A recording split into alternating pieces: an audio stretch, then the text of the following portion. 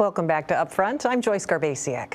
Wisconsin voters elected a new superintendent for the State Department of Public Instruction. Pecatonica Area School Superintendent Dr. Jill Underly defeated former Brown Deer School Superintendent Dr. Deb Kerr by 16 points in the election this past week. Dr. Underly will take office in July. She joins us now on Upfront. And thank you for being with us today. Thank you so much. I'm excited to be here. Dr. Underly, you're going to lead the state's public schools as they emerge from this pandemic in a year that featured hybrid learning and stops and starts. What can DPI do to help districts get back to consistent in-person learning?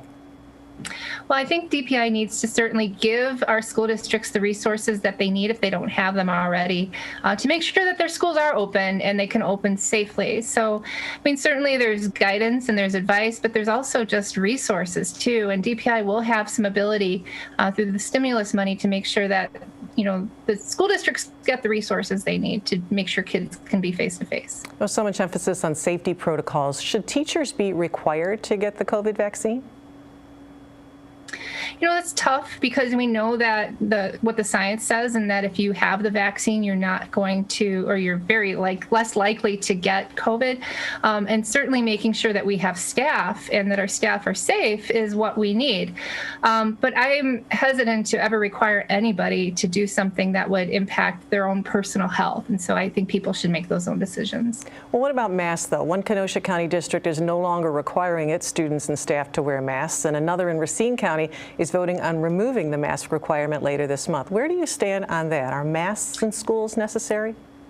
Yes, I think they are, because that's what the science says. As far as, you know, mitigating spread, they say that masks is the #1 way to do so. And I feel that if that's what we need to do to keep our buildings open, I think we should be wearing masks. But again, that's my recommendation. I believe in the science, but I do feel that each school district's going to have to make that decision for themselves. Well, let's talk about learning loss now, because there have been studies about it during the pandemic, one showing that kids lost 9 months progress in math alone. What's the state's plan to help students catch up? I think we need to meet the kids where they are. I think that we can certainly do some policy changes, such as moving up the start date, if that's something we can get a waiver for through the legislature. I also think that the school districts need to look at their own situations as well, because it's going to be different depending on the schools. Certainly offering after-school programs, certainly offering enrichment and remediation. If they want to offer summer programming, I think that that's certainly a good way to go forward as well. And I do feel, though, that we have to give ourselves and our kids grace. And I understand, you know, the concern about learning loss, but we also have to understand that our kids have survived a pandemic too. And I feel that we need to meet their social emotional needs as well.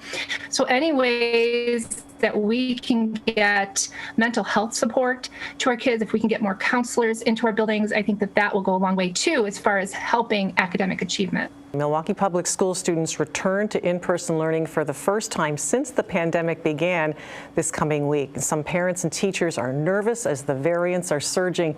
Is now a good time for them to go back?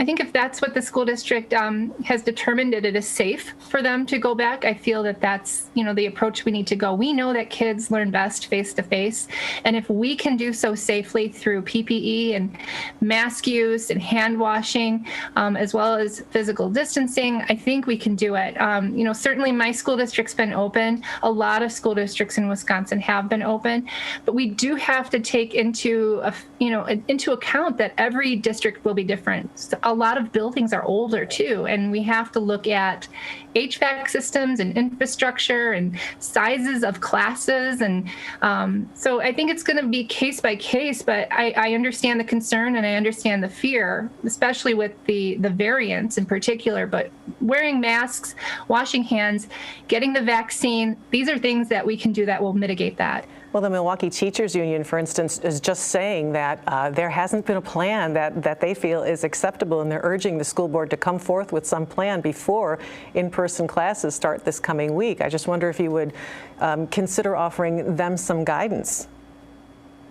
Well, I think that's what the guidance, that I can offer is. It's through the CDC. And like I said, every situation is going to be different. And I think that's really the policy point here. We can't really provide a one size fits all because what's happening in Milwaukee is different from what's happening in, Marinette or Pecatonica or these other school districts too. And so as far as a policy side and a DPI side, certainly following the guidelines and doing what we can to make sure that we're as safe as possible, I think that's what we can do. I want to ask you about the election that just concluded. And while technically it's nonpartisan, politics did play a role in this, as you were supported by the Democratic Party and the unions, and your opponent supported by conservative causes. More than $1 million funneled into this contest. Why do you think so much money was spent on this race? I think at the end of the day, people care about their public schools. Regardless of where you live in Wisconsin, people love their public schools. And I know that Dr. Kerr and I had a lot of things in common, but we also had certain policy points that certainly set us apart too. And those policy pieces, especially around school funding, could be divisive. But at the end of the day, I think people throughout Wisconsin truly love their public schools, and that's why I was successful.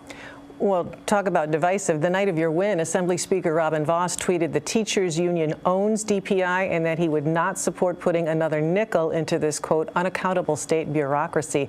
How do you respond to that? Yeah, I was initially that comment made me really sad because he doesn't know me. And I feel that I'm somebody who wants the same things, as most people in Wisconsin do. We want strong public schools. I feel that there's plenty of common ground, and I'm looking forward to working with Representative Vos. I'm looking forward to working with the legislature. At the end of the day, I don't mind who people voted for, but I think we can all agree that it's about kids and it's about our public schools, and we need to do whatever it takes to make sure that our public schools are successful. Now, how do you prove him wrong that you're not beholden to the union? Well, like I said, I think that there's a lot of common ground, right? We all want great schools. We need great teachers in those schools too. And I think you can't separate the two. You have to have together great teachers and great schools. And so, I want the resources to flow into our schools. I'm not about hoarding opportunities or resources for DPI. So making sure that we can get the funding to our schools, to help with mental health, credit recovery, staffing, and more. Like I said, I'm about public schools, and I feel that's what the rest of the state wanted as well as in a candidate for state superintendent. So making sure that we can work together is my goal, and I welcome those conversations. Well, we wish you the best. Thank you for your time today on Upfront. School Superintendent of Public Instruction, newly elected, Dr. Jill Underly. Thank you.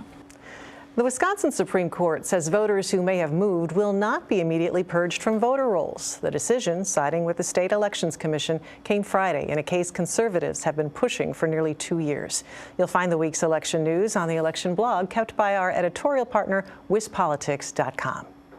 Wisconsin's second largest casino is on track to be built in Beloit. Next, Matt Smith reports the hurdle the casino plan has just cleared and the one that lies ahead.